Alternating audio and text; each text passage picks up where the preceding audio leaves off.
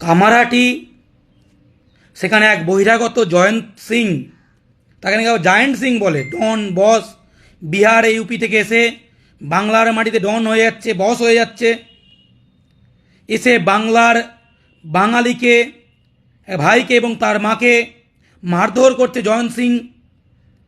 সে নাকি তৃণমূল কর্মী, সে যে কর্মীই হোক, বাংলার মাটিতে কোনো বহিরাগত বস নয়, বাঙালি বস।